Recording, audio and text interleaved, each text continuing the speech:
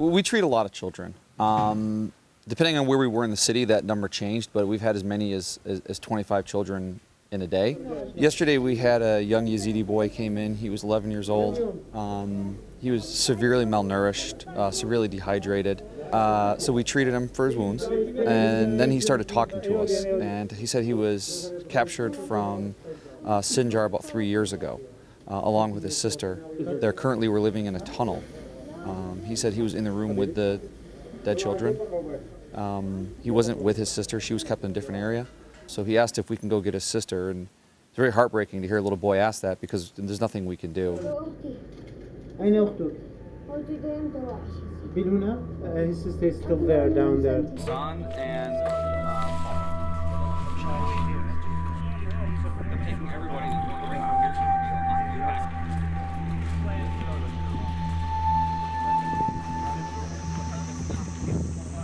So basically we start every morning, we check our supplies, make sure everything is in order. So we're actually, this building was an old butcher shop, and we will basically commandeer any building that we can that will suit our needs. Safety is number one, and two, space. John, if you look around here, what's the biggest danger right now for the civilians and also for the soldiers? IEDs. There's one right here.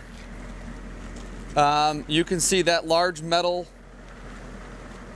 it looks like a giant metal, almost like a bomb.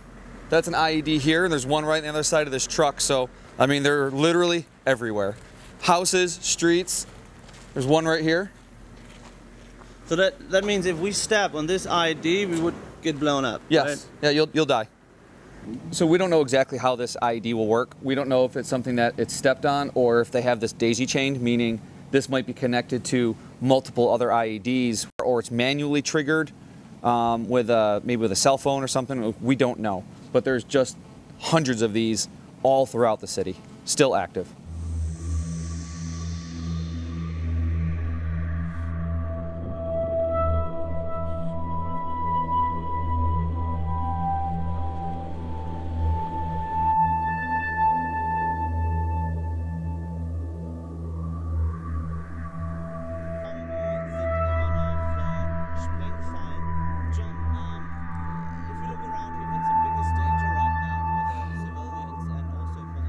There was a man who tried to escape from Daesh in the middle of the night, and he couldn't because he had two small boys with him, and they kind of made noise, and Daesh heard them, and they shot at him.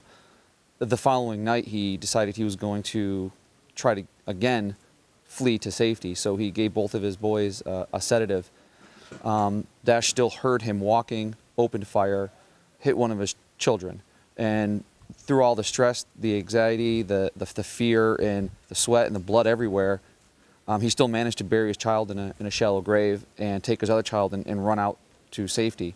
When he got to the ISAF unit, which was actually really close to our last location, he realized he actually buried the wrong son. He buried his son alive, and he carried out his dead son.